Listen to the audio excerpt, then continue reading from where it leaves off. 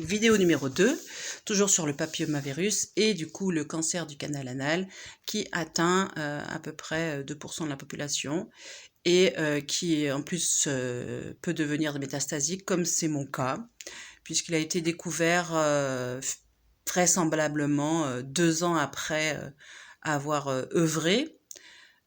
Puisque j'ai eu une coloscopie en 2018 qui montrait déjà une induration au niveau anal, mais pas de biopsie, hémorroïdes, voilà, c'est resté comme ça, jusqu'à ce qu'on se rende compte que donc cette tumeur, finalement, après des examens complémentaires, les PET scans, des IRM, a migré sur les ganglions du canal, sur les ganglions des plis inguinaux, et sur le foie. Donc là, ça a été la douche froide, une grosse surprise. Mon foie qui, par ailleurs, était en très bon état et ne me posait aucun problème. Donc là, voilà, j'ai découvert au fur et à mesure, en à peine 15 jours, entre le 11 juin et le 3 juillet, début de mes traitements, 2020, que plusieurs organes de mon corps étaient envahis par des cellules cancéreuses. Depuis donc vraisemblablement peut-être 2 ans.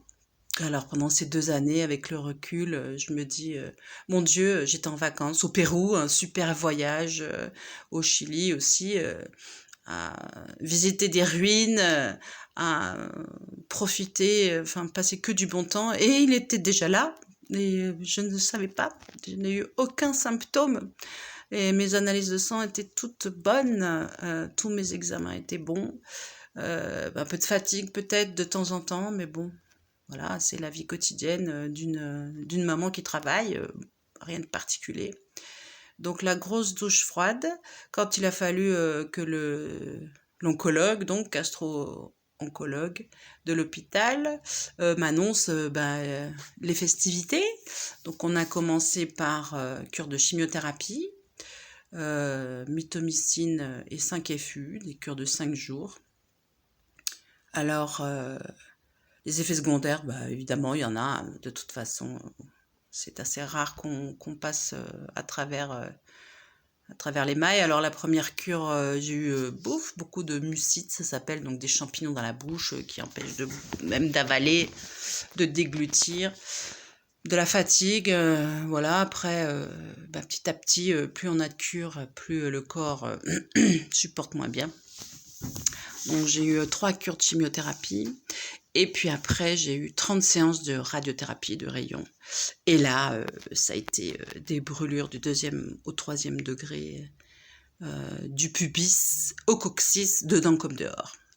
J'ai fini en fauteuil roulant, j'ai fini parfois en pleurs, en hurlant sur les toilettes, juste pour faire pipi. Donc pour le reste, je vous laisse imaginer.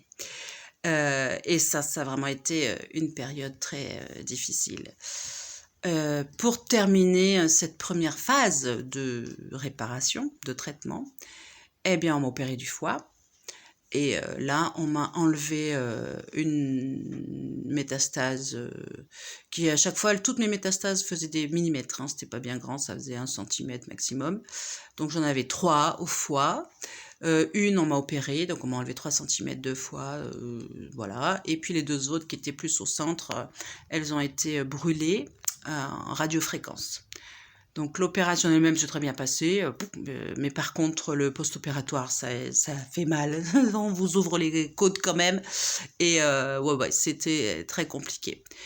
Et s'en est suivi une période de convalescence, de récupération, marcher, donc je suis passée quand même du fauteuil roulant au béquille, et puis petit à petit à essayer de pouvoir à nouveau respirer normalement. Entre-temps, j'ai quand même fait une thrombose sur la chambre implantable, donc on a dû m'enlever, et j'ai été 3 mois sous piqûre anticoagulante dans le ventre.